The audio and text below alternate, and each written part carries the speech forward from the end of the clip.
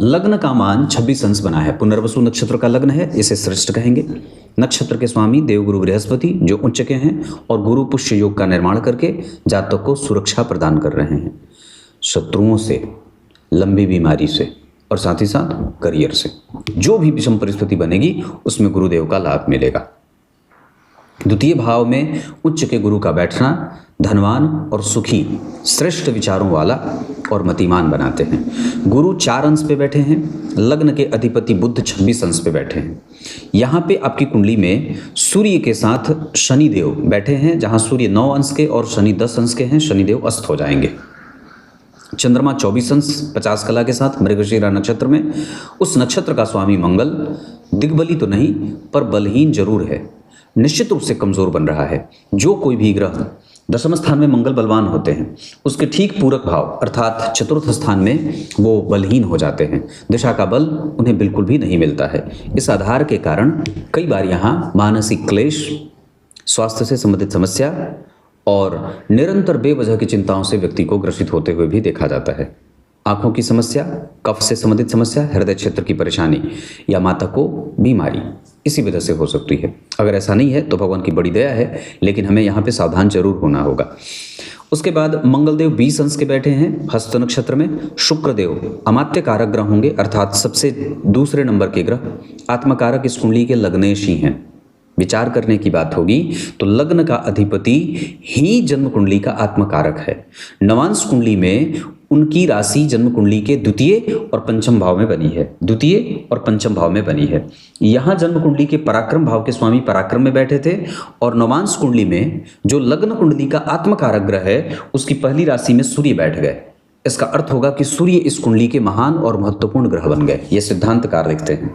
उसके बाद मंगल 20 अंश के बैठे हैं। शुक्र 25 अंश पे दिग्बली होकर के बैठे हैं। नीच के हैं पर दिग्बली हैं, इस वजह से इन्हें कमजोर नहीं कहा जाएगा।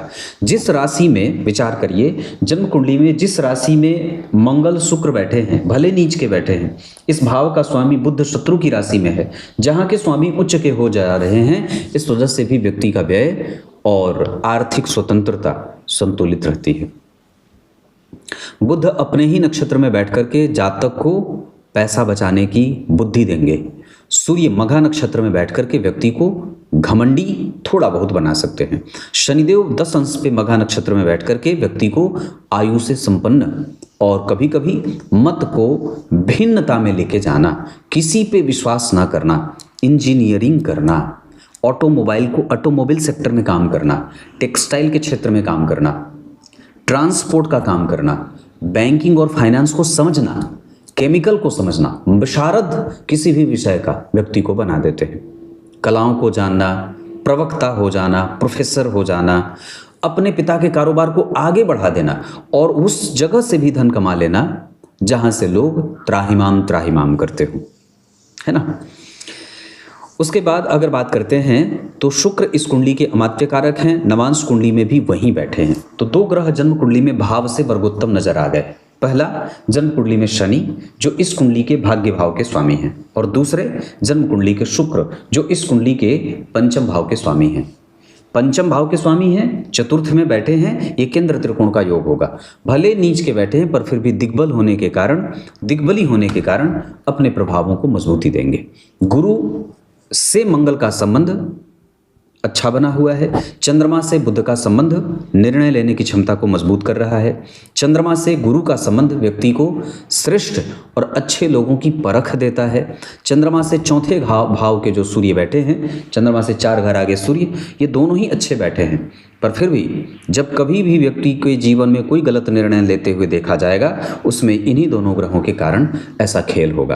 क्योंकि चंद्रमा से चौथे घर के जो सूर्य होते हैं, केंद्र के सूर्य जो होते हैं, वो व्यक्ति को निर्णय लेने में गड़बड़ी करते हैं। उसी चंद्रमा से 4 घर आगे जो शनिदेव बैठे हैं, वो व्यक्ति को कारोबार में कभी कभी चिंताएं देने वाले भी हो जाते हैं, या पिता से या माता से कष्ट भी व्यक्ति को होता है और उनके आयु को कई बार बीमार होते हुए भी देखा जाता है। माता से बीमारी आ जाती है, माता को लंबी आयु है तो बीमारी है ना।